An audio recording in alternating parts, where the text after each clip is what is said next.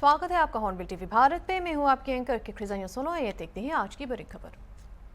हाल ही में मुख्यमंत्री योगी आदित्यनाथ की अध्यक्षता में हुई कैबिनेट बैठक में पुलिस महानिदेशक डीजीपी की नियुक्ति को लेकर पारित प्रस्ताव के बाद इस मुद्दे पर एक बार फिर बहस छिड़ गई है। ये चर्चा विशेष रूप से महत्वपूर्ण है क्योंकि कई वरिष्ठ और अनुभवी अधिकारियों की उपस्थिति के बावजूद स्थायी नियुक्तियां करने के वजह पसंदीदा अधिकारियों को कार्यवाहक डीजीपी नियुक्त किया गया। उत्तर प्रदेश की भाजपा सरकार द्वारा डीजीपी की नियुक्ति संबंधी नियमों में बदलाव किया जाना इस बात का सबूत है। केंद्रीय भाजपा नेतृत्व और राज्य भाजपा नेतृत्व के बीच सब कुछ ठीक नहीं चल रहा है। दूसरे, उत्तर प्रदेश की भाजपा सरकार कहीं न कहीं अपने मनपसंद अधिकारी को बैठाना चाहती है जो उनके मनमाफिक काम कर सके, न कि जो संवैधानिक दायरा है या जो कानून रूल ऑफ लॉ है उसके हिसाब से काम करे। कहीं न कहीं कानून का दुरुपयोग करने की कोशिश की गई है। भाजपा की उत्तर प्रदेश की सरकार हर तरह से हर मशीनरी का दुरुपयोग करना चाहती है, इसलिए डीजीपी के नियुक्ति संबंधी नियमों में बदलाव किया। आखिर केंद्र में भी भाजपा की सरकार है, उत्तर प्रदेश में भी भाजपा की सरकार है, इस तरह के नियमों में बदलाव का क्या औचित्य है? इस मुद्दे पर कांग्रेस के यूपी के स्पोक्स पर्सन ने भी बातचीत की। आइए सुनते हैं। कौन बनेगा इस बात की ना होकर यह है कि प्रदेश में कानून व्यवस्था कैसे सुदृढ़ और मजबूत हो, क्योंकि भाजपा सरकार में दिन पर दिन कानून व्यवस्था पर जो पहरा है वो अपराधियों का है। सरकार अपराधियों को संरक्षण दे रही है और अपराधी खुलेआम डकैती, अपहरण, हत्याएं जैसी घटनाएं कर रहे हैं और खास तौर से इस प्रदेश के दलितों को, महिलाओं को, ब्राह्मणों को निशाना बनाया जा रहा है और हर बार एक घटना में सरकार अपराधियों को बचाती नजर आती है। तो हमारी चिंता यह है कि उत्तर प्रदेश में अपराध रुके, एक कानून का शासन स्थापित हो, संविधान का शासन स्थापित हो। डीजीपी मनपसंद बनाने से ज्यादा जरूरी है कि वो अधिकारी उस पद पर बैठे, कुर्सी पर पहुंचे जो इस प्रदेश की कानून व्यवस्था को स्थापित करे, कानून का राज स्थापित हो। देव भारतीय समाज पार्टी की अल्पसंख्यक प्रकोष्ठ के प्रवक्ता जफर नकवी ने कहा कि विपक्ष को इस मुद्दे का इस्तेमाल राजनीतिक लाभ लेने के लिए करने के वजह कानून व्यवस्था सुधारने पर ध्यान देना चाहिए। देखिए, जिस प्रकार से लगातार ये कोशिशें विपक्ष करता आया है कि देश की कानूनी व्यवस्था को किस प्रकार से जो है उस पर कुछ ना कुछ अपनी नकारात्मक प्रतिक्रिया दी जाए, तो अब डीजीपी के चयन पे भी विपक्ष इस प्रकार से सवाल उठा रहा है। लेकिन विपक्ष इसके लामबंद नहीं है कि देश की व्यवस्था कैसे सुधरनी है, देश की कानूनी व्यवस्था कैसे सुधरनी है। और उत्तर प्रदेश में गुंडों और माफियाओं के संरक्षक को सबसे ज़्यादा दिक्कतें इसलिए है कि कोई डीजीपी काबिल ना आ जाए, कोई डीजीपी एक ऐसा व्यक्ति ना आ जाए जिसके पास शासन और सत्ता की अच्छी मालूमात है। तो इस प्रकार के बयान बिल्कुल निंदनीय है और विपक्ष को सोचना चाहिए कि कानून व्यवस्था को कैसे लागू करना है, कानून व्यवस्था को सुचारू रूप से कैसे करना है। लेकिन उसका केवल और केवल मकसद है कि देश की कानून व्यवस्था को कैसे डामाडोल किया जाए, किसी अच्छे चयनित व्यक्ति का चयन कैसे हो रहा है, इस पर लोगों को आपत्तियां बनी हुई हैं जो निंदनीय है और इसका मैं कठोर भर्त्सना करता हूं। सत्तारूढ़ दल का दावा है कि 2006 के अदालती फैसले को लागू कर दिया गया है और उनके ये भी तर्क है कि चूंकि सरकार उनकी है और कानून व्यवस्था की जिम्मेदारी उनकी है, इसलिए डीजीपी नियुक्त करने का अधिकार यूपी सरकार को होना चाहिए। विपक्ष पूरी तरीके से दिवालिया हो चुका है। विपक्ष के पास मुद्दे नहीं है, इसलिए वो ऊल जलूल के मुद्दों की बात करता है। सरकार की जिम्मेदारी होती है कानून व्यवस्था की। ऐसी स्थिति में कौन अधिकारी सक्षम है और कौन अधिकारी कानून व्यवस्था को बेहतर तरीके से इंप्लीमेंट कर सकता है, ये सरकार की जिम्मेदारी है। कोई भी चीज संविधान के दायरे में होती है। ऐसी स्थिति में सिर्फ एक व्यक्तिगत कुंठा के कारण किसी व्यक्ति को ये कहना कि साहब वो डीजीपी बनने योग्य नहीं है या दूसरा व्यक्ति ज्यादा काबिल है, तो आप भी बता दीजिए कौन व्यक्ति ज्यादा काबिल है। आपको जनता ने मौका नहीं दिया है ना सरकार चलाने का, तो इसलिए कृपया करके शांत रहिए। और मुझे लगता है सरकार बेहतर तरीके से कानून व्यवस्था को स्थापित कर पा रही है, और किसको डीजीपी बनाना है, किसको नहीं बनाना है, किसको किस अधिकारी को से काम लेना है, ये सरकार बेहतर तरीके से निभाना जानती है। ऐसी स्थिति में विपक्ष द्वारा निरंतर अनर्गल बातें करना सिर्फ और सिर्फ जनता को गुमराह करना है और बिना ट्रैक की गाड़ी पे चलाने का काम करना है। विपक्ष पूरी तरीके से जनता द्वारा नकारा जा चुका है और वो मुद्दा विहीन हो चुका है। कैसे देखते हैं? जो फैसला उत्तर प्रदेश सरकार ने लिया है ये बहुत जरूरी था, और अखिलेश यादव जी अपने पिछले पन्ने स्वयं पलट के देख लें अपनी सरकारों में। प्रकाश सिंह साहब के केस का जो जजमेंट है ये 2006 का है, जिसमें कहा गया था कि डीजीपी का कार्यकाल टेन्योर न्यूनतम 2 साल का होना चाहिए। अपने पल्ले पलट के देख लें, आपने तो 1 महीने, 2 महीने, 3 महीने के डीजी उत्तर प्रदेश को दिए, आपने क्यों नहीं 2 महीने, 2 साल के डीजीपी उत्तर प्रदेश को दिए? दूसरी बात, जो ये निर्णय सुप्रीम कोर्ट का आया था, प्रथम दृष्टया तो ठीक लगता था, लेकिन जब इसके ऊपर काम होना शुरू हुआ तो इसमें बहुत सारी व्यावहारिक कठिनाइयां दिखी। पहला, मेरा भी मानना है, आपका भी मानना होगा कि अगर मुख्यमंत्री लॉ एंड ऑर्डर के प्रति जवाबदेह है तो मुख्यमंत्री को निर्णय लेने का भी अधिकार पूरी तरीके से होना चाहिए। दूसरी बात, ये निर्णय की केवल 3 लोग का पैनल बनेगा। 3 लोग का पैनल मतलब जो बैच में सबसे 3 सीनियर होंगे उन्हीं को मिलेगा। यानी जो इंजीनियरिंग कर रहा था, एमबीए की पढ़ाई कर रहा था और 25 साल की उम्र से ऊपर सर्विस में आया, उसको किसी भी तरीके से डीजी बनने का मौका नहीं मिलेगा। विशेषकर आरक्षित वर्ग से कोई कैंडिडेट आया, उसको भी डीजीपी बनने का मौका नहीं मिलेगा, क्योंकि टॉप के 3 लोगों को ही इसमें यूपीएससी बना के पैनल भेज रही थी। ये भी स्वाभाविक था। तो लॉ एंड ऑर्डर की दृष्टिकोण से और ज्यादा प्रतियोगिता हो, ज्यादा से ज्यादा अच्छे अधिकारी उस प्रतियोगिता में शामिल हो, और प्रदेश के मुख्यमंत्री को, मैं हर प्रदेश की बात करूंगा, ये निर्णय लेने का अधिकार होना चाहिए। अगर जवाबदेही मुख्यमंत्री की है तो मुख्यमंत्री का निर्णय होना चाहिए। अगर जवाबदेही यूपीएससी लेने को तैयार है तो फिर यूपीएससी निर्णय इस बारे में ले सकता है। निर्णय ये स्वागत योग्य है। उत्तर प्रदेश की कानून व्यवस्था को मजबूत करने के लिए योगी जी ने बहुत काम किया है, इससे और ताकत। वरिष्ठ पत्रकार और राजनीतिक विश्लेषक प्रभात त्रिपाठी कहते हैं कि कार्यवाहक डीजीपी नियुक्त करने की परंपरा निश्चित रूप से गलत है, लेकिन हर सरकार अपने प्राथमिकता के अनुसार अधिकारियों की नियुक्ति करते हैं।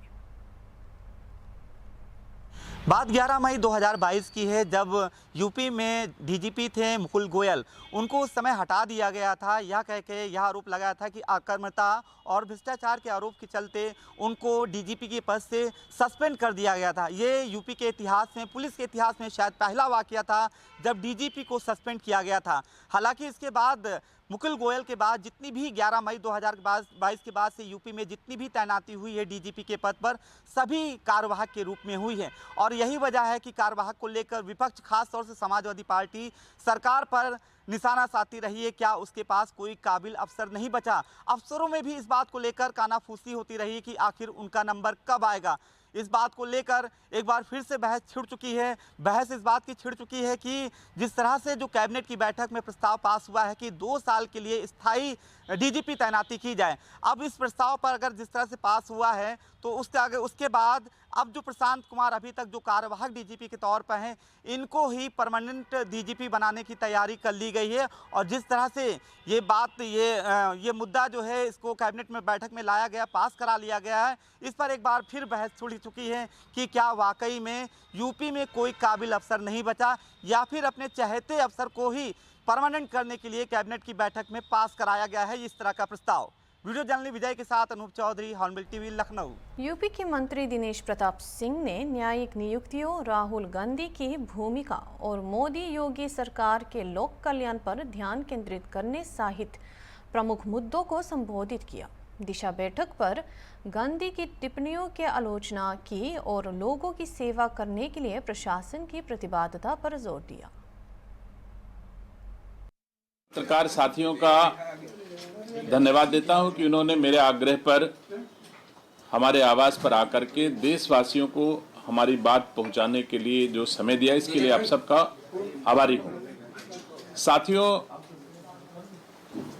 देश में नेता प्रतिपक्ष श्री राहुल गांधी जी ने जो कल नागपुर में एक बयान दिया है और उसका ताल्लुक रायबरेली की दिशा की बैठक से जोड़ करके उन्होंने वहां बयान दिया, इसलिए मेरा पक्ष आना आवश्यक था।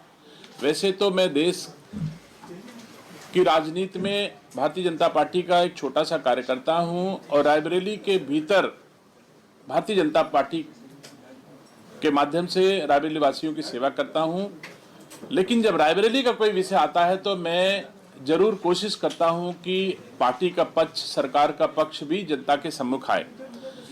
रायबरेली में दिशा की बैठक होती है, राहुल गांधी जी पहुंचते हैं और मैं स्वयं उनके बगल में सिर्फ 2 इंच की दूरी पर स्वयं बैठा था। नागपुर में जाके उन्होंने कहा कि मैंने कहा कि आप लोग परिचय दे दो, जबकि ये पूर्णतया असत्य है। परिचय रायबरेली की जिला अधिकारी ने कहा कि आप सब बैठे अधिकारी अपना परिचय दे दो, तो सभी जनप्रतिनिधियों और सभी अधिकारियों ने अपना अपना परिचय दिया। तो राहुल गांधी जी को देश के सामने ऐसी झूठ बोलने की क्या आवश्यकता थी, जब उन्होंने कहा कि मैंने लोगों से परिचय पूछा। उन्होंने स्वयं किसी से परिचय नहीं पूछा। रायबरेली के जिलाधिकारी श्रीमती हर्षिता माथुर ने उपस्थित अधिकारियों से आग्रह किया कि आप अपना अपना परिचय बता दो, तो लोगों ने परिचय बताया। जिसके साथ ही उन्होंने नागपुर में अपने वक्तव्य में जो कहा, कितना दुखद है, कितना हास्यास्पद था। हम हतप्रभ हैं कि जो 3 बार सांसद रह चुका हो, 4थी बार चुना गया हो, आखिर वो देशवासियों के सामने कैसे अपनी बात रख रहा है। उन्होंने नागपुर में कहा कि दिशा की बैठक में जब मैं परिचय प्राप्त कर रहा था तो उस समय वहां पर मुझे एक दलित नहीं सुनाई पड़ा, एक पिछड़ा नहीं सुनाई पड़ा।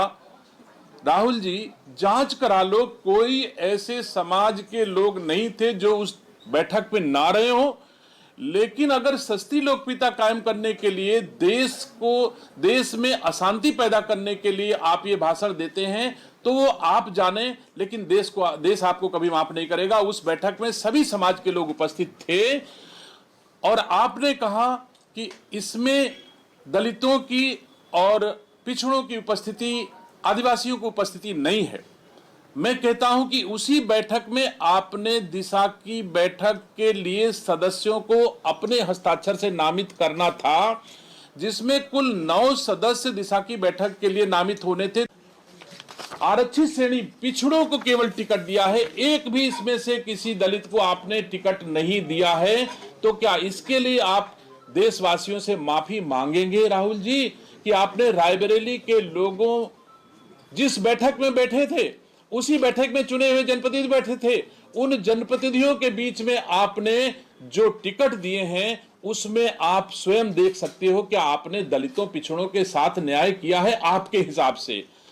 मैं ये भी पूछना चाहता हूं कि चाहे आप पूरे देश की बात कर लो, चाहे रायबरेली अमेठी की बात कर लो, चाहे 10 जनपद की बात कर लो, 10 जनपद के भीतर भी आपके 2 सांसद हैं और तीसरा लड़ रहा है। इनमें से कितने दलितों और पिछड़ों को आपने आरक्षण दिया, यह भी तो देश के सामने आप बताओ।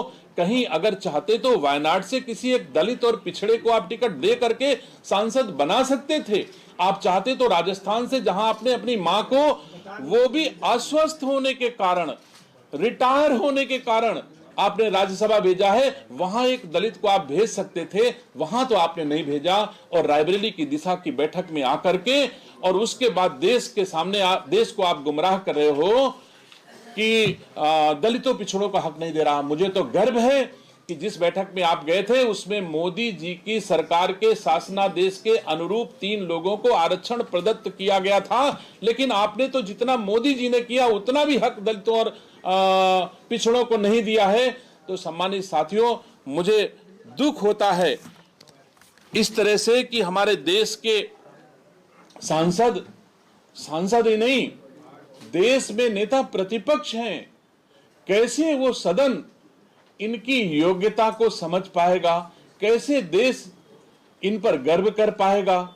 जगह जगह नफरत फैला रहे हैं, सद्भावना देश से खत्म कर रहे हैं। मैं आप सबके माध्यम से देशवासियों को, रायबरेली वासियों को आश्वस्त करता हूं कि राहुल गांधी जी सद्भावना बिगाड़ करके देश में आग लगाने का जो काम कर रहे हैं, ये अगर नहीं रोकेंगे तो मैं न्यायालय जाऊंगा। वैसे मैं उम्मीद करता हूं कि हमारे देश के यशस्वी प्रधानमंत्री जी का पानी, अगर ये आग फैलाते हैं तो वो पानी जो सबका साथ सबका विकास के रूप में देश में दिखाई देता है, वो ठंडा करने के लिए पर्याप्त है। कोई भी देशवासी को किसी रूप में किसी प्रकार की असुविधा का सामना नहीं करना पड़ेगा। वैसे ही उत्तर प्रदेश के यशस्वी मुख्यमंत्री जी उत्तर प्रदेश में किसी भी प्रकार का, चाहे वो जो विरोधी दल हो, सद्भावना खराब करने का काम करते हैं तो हमारे उत्तर प्रदेश के माननीय मुख्यमंत्री जी निसंदेह सुशासन देने का काम करेंगे। तो मैं राहुल गांधी जी के लिए ईश्वर से प्रार्थना करता हूं कि नगर आयुक्त इंद्रजीत सिंह और जिला मजिस्ट्रेट सूर्यपाल गंगावर सहित लखनऊ के अधिकारियों ने छठ पूजा के लिए लक्ष्मण घाट पर तैयारियों का निरीक्षण किया। उत्सव के लिए 75 घाट नामित किए गए हैं और व्यवस्था में सफाई, प्रकाश व्यवस्था और स्वच्छ पानी सुनिश्चित करना शामिल है। लक्ष्मण घाट पर होने वाले कार्यक्रम में 50,000 प्रतिभागियों के शामिल होने की उम्मीद है, जहां सीएम योगी आदित्यनाथ जाएंगे और इस वर्ष जीरो वेस्ट उत्सव और प्लास्टिक मुक्त कार्यक्रम पर ध्यान केंद्रित किया गया है।